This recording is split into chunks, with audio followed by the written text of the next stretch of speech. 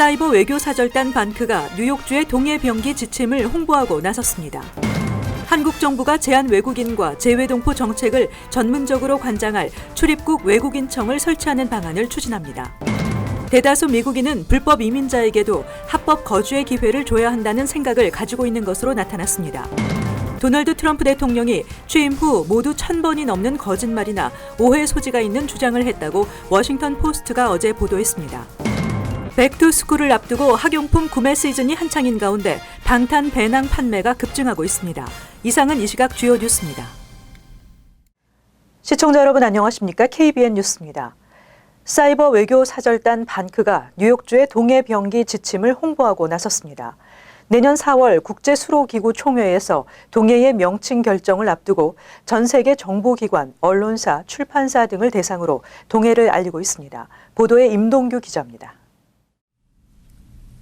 한국의 사이버 외교 사절단 반크가 최근 뉴욕주 내 모든 공립학교에서 동해와 일본해를 함께 배울 수 있도록 한 교육국의 새 지침을 전 세계에 알리는 캠페인을 전개한다고 밝혔습니다. 반크는 전 세계에 한국을 알리고 잘못된 국가 정보를 바로잡는 사이버 외교관 역할을 하기 위해 1999년 설립된 비정부 민간 단체입니다. 반크는 지난 2014년 버지니아주 의회가 모든 공립학교 교과서에 동해와 일본해를 모두 명시하도록 동해병기 법안을 채택한 데 이어 이번 뉴욕주 교육국의 새 지침이 국제사회의 동해 표기가 정당하다는 것을 증명한다며 이를 반크의 영문 사이트와 글로벌 동해 홍보 영문 사이트에 게시해 전 세계에 알리겠다고 밝혔습니다. 또 박기태 반크 단장은 일본의 단독 표기를 고수하는 세계 주요 정부기관, 출판사, 방송 및 신문사에 집중적으로 홍보할 계획이라며 뉴욕주 교육국 홈페이지의 동해병기 지침 안내서를 전 세계의 세계사, 지리, 세계 지도 출판사와 지구본 회사에 전파한다고 말했습니다. 반크는 동해의 정확한 명칭이 결정되는 내년 4월 예정된 국제수로기구 총회 때까지 홍보를 이어가겠다고 밝혔습니다. 한편 전 세계 지도 가운데 동해와 일본해를 병기한 지도는 2002년 2.8%에 불과했지만 최근에는 40%를 넘어섰습니다. KBN 뉴스 임동규입니다. 한국 정부가 한국 내 체류하는 외국인이 증가함에 따라 제한 외국인과 재외 동포 정책을 전문적으로 관장할 출입국 외국인청을 설치하는 방안을 추진합니다. 한국 법조계에 따르면 백재현 더불어민주당 의원은 현재 법무부에 있는 출입국 외국인 본부를 독립관청으로 격상시키는 정부 조직법 일부 개정안을 대표 발의했습니다. 그동안 한국 정부와 국회 등에서 외국인 정책의 전문성, 집행의 실효성을 위해 전담청이 필요하다는 의견은 꾸준히 나왔지만 관련 법안이 발의된 것은 이번이 처음입니다.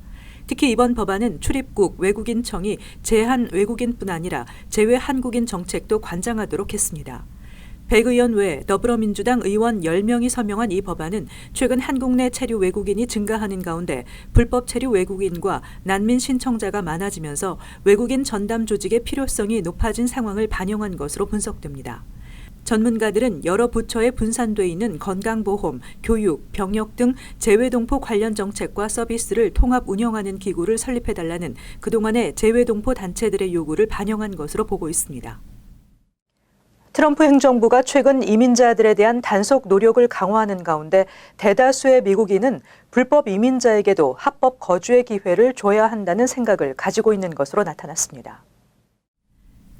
여론조사기관 퓨 리서치 센터가 성인 4,175명을 대상으로 조사한 결과 응답자의 72%가 특정 조건이 충족된다면 불법 이민자들도 합법적으로 미국에 거주할 수 있는 방법이 있어야 한다고 답했으며 27%만이 반대했다고 의회 전문 매체 더 힐이 어제 보도했습니다.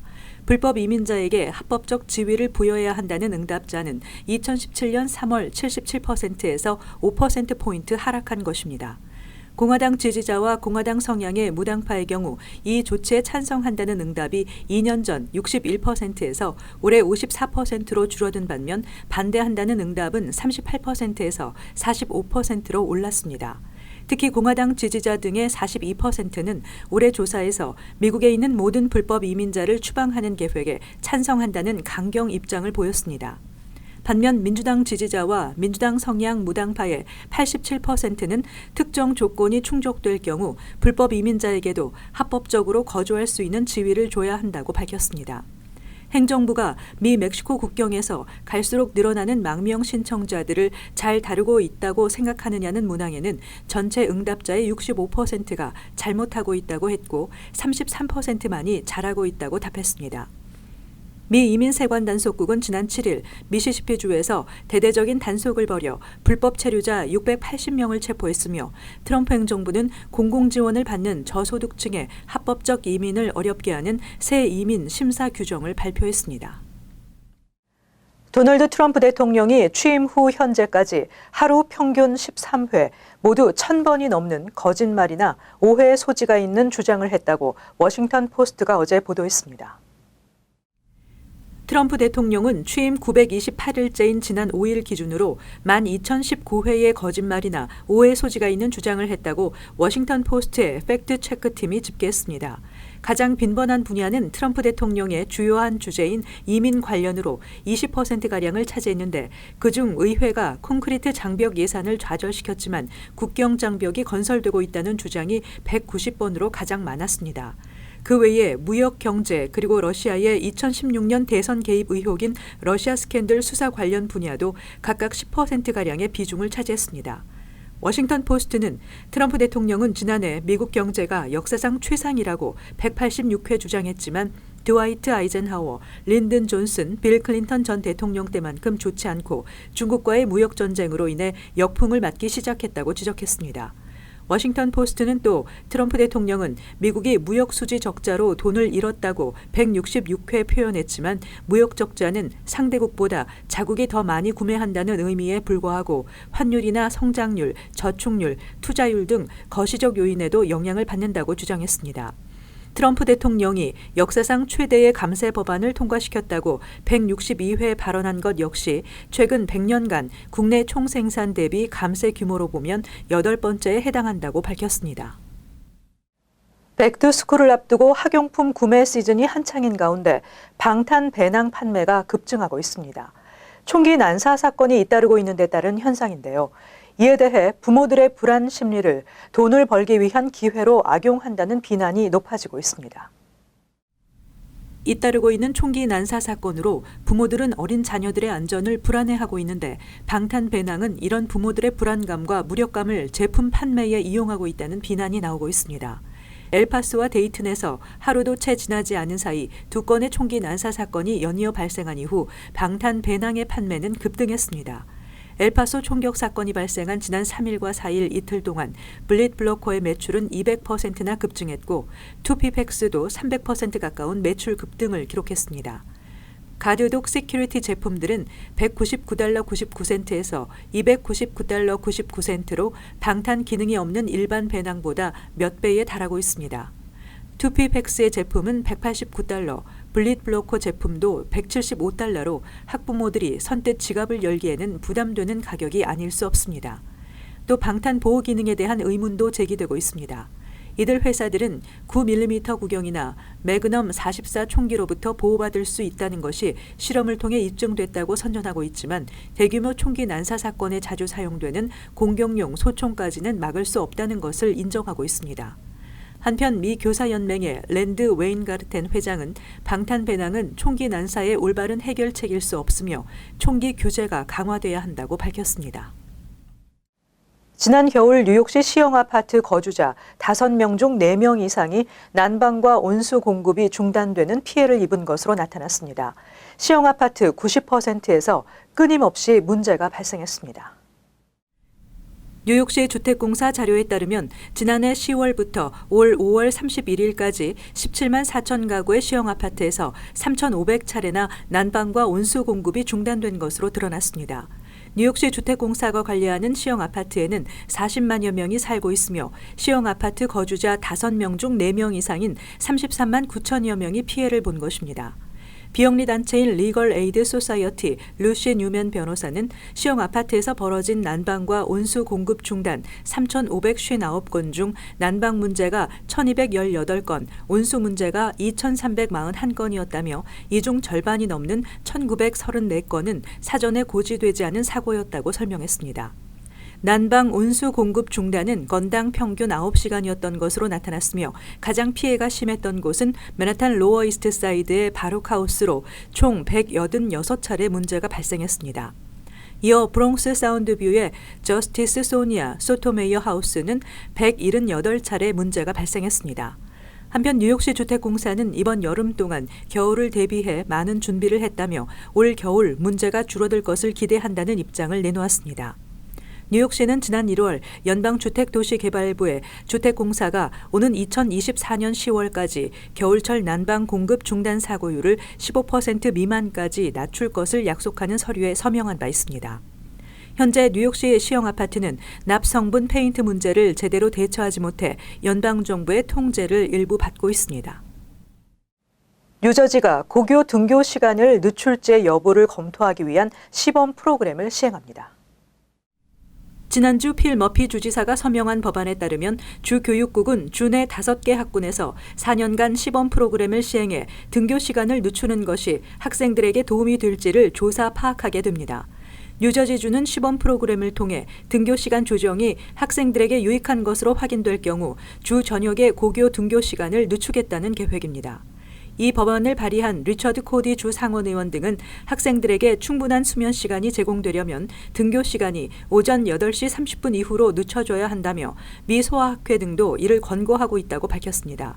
일부 학군에서는 이미 학생 건강을 이유로 기존 등교 시간을 늦추는 움직임이 일고 있으며 프린스턴 학군의 경우 올해부터 고교 등교 시간을 기존 오전 7시 50분에서 오전 8시 20분으로 조정했습니다. 뉴욕시립대 버룩 칼리지가 전국에서 학비에 비해 우수한 대학 2위에 선정됐습니다. 경제 전문지 머니 매거진이 어제 발표한 2019년도 가성비 높은 대학 순위에 캘리포니아주 UC 얼바인이 1위 자리에 올랐습니다. 전국 4년제 대학 2,000여 곳을 대상으로 학생들의 대학 졸업률과 교수진의 수업 평가, 졸업생들의 취업률, 졸업생 소득 평가와 대출금 정도 등을 종합적으로 분석한 이번 순위에서 지난해 뉴욕주에서는 유일하게 탑 10에 이름을 올렸던 큐니 버룩 칼리지는 7위에서 5단계나 상승해 2위를 차지했습니다. 반면 2017-2018 학년도에 최우수 대학 자리에 올랐던 프린스턴 대학은 순위가 2단계 하락하면서 올해는 3위에 그쳤습니다. UCLA는 지난해와 마찬가지로 4위를 기록했으며 지난해 10위권 안에 들지 못했던 UC 데이비스가 5위까지 올라섰습니다. 이 밖에도 스탠포드 대학과 MIT, 미시간 대학 애나버, UC 샌디에고, 버지니아 대학 등의 순으로 10위권 안에 들었습니다. 뉴욕시 스쿨버스에 GPS를 설치하는 조례안이 통과됨에 따라 오는 9월 가을 학기부터 뉴욕시 9,500여 개의 스쿨버스에 GPS를 설치해야 하지만 교육국은 아직 공급 업체도 선정하지 못한 것으로 알려졌습니다. 지난 1월 뉴욕시 의회를 통과한 조례안에 따르면 2019-2020 학기부터 15만 명의 학생들이 이용하는 9,500여 개 스쿨버스에 GPS를 설치해야 합니다. GPS가 설치되면 학부모들은 GPS와 연동된 스마트폰 앱을 이용해 실시간으로 자녀들이 탑승한 스쿨버스 위치를 확인할 수 있게 됩니다. 조례안을 발의한 벤 갤러스 뉴욕시 의원은 GPS 설치는 기본적인 기술임에도 불구하고 아직 업체를 선정하지 못하고 있는 것은 이해할 수 없다며 새학기 시작이 한 달도 남지 않아 GPS를 제때 설치할 수 있을지 의문이라고 말했습니다. 이에 대해 시 교육국은 입찰에 참여한 9개 업체 중 한 곳과 계약을 마무리하고 있는 중이라며 최대한 빨리 GPS가 스쿨버스에 장착되도록 노력하겠다고 해명했습니다.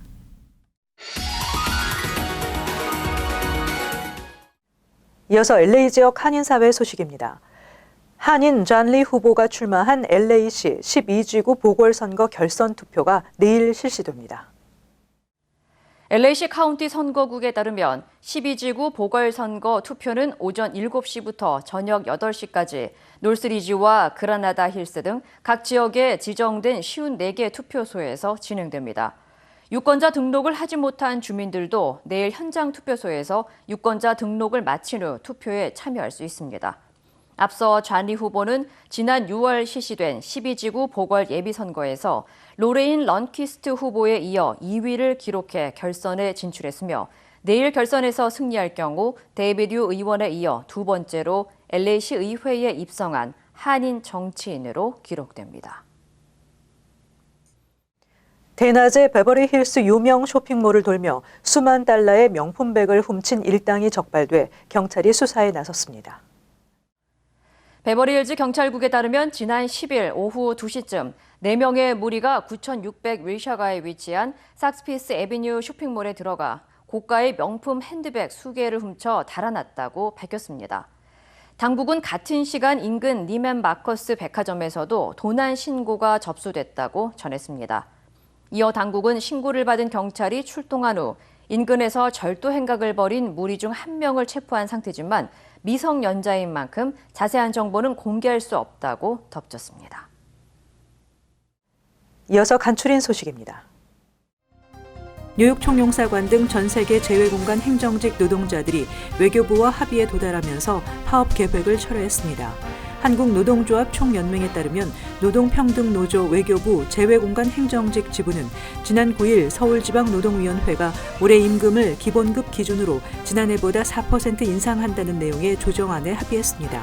또 주거보조비 인상 요구는 내년 노사교섭을 거쳐 주거보조비를 포함한 복리후생비를 기획재정부에 제출하도록 권고했습니다. 2년마다 열리는 뉴저지 시니어 올림픽은 올해 9월 6일에서 8일 개최될 예정으로 1,500명 이상이 참가할 것으로 기대됩니다.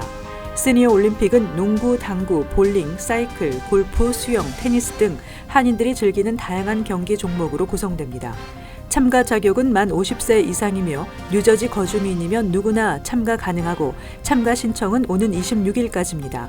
참가비는 3개 종목까지 $30이며 그 이상일 경우 종목당 $10씩 추가됩니다. 조지아주 한인 변호사 K씨가 인터넷 커뮤니티 게시판에 지속해서 악플을 게재한 한인 악플러를 상대로 제기한 명예훼손에 관한 민사소송에서 법원이 피고에게 15만 불 배상 판결을 내렸습니다. 피고 B씨는 지난해 5월 법률 서비스에 불만을 느끼고 K 변호사와 갈등을 벌이는 과정에서 익명으로 조지아텍 학생회 커뮤니티 게시판에 K 변호사가 범죄 전력이 있다고 주장하는 등의 글을 올렸습니다. 뉴욕시 보건국이 최근 배터리파크 당국이 관리하는 락펠러 파크 플레이그라운드와 허드슨 리버 플레이그라운드 등 놀이터에서 사람들이 다람쥐의 공격을 받은 사례를 접수한 데 따라 시 공원국이 먹이 주기 금지를 적극 추진 중입니다. 공원국은 다람쥐가 폭력성을 보이는 것은 먹을 것이 충분치 않을 때 보이는 반응이며 사람들이 먹이를 주려고 접근할 때 공격당하는 경우가 많다고 밝혔습니다. 계속해서 환율과 증권 소식입니다.